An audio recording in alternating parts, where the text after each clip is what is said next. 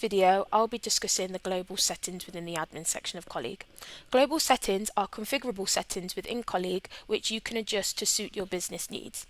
So firstly, make sure you select the global settings header,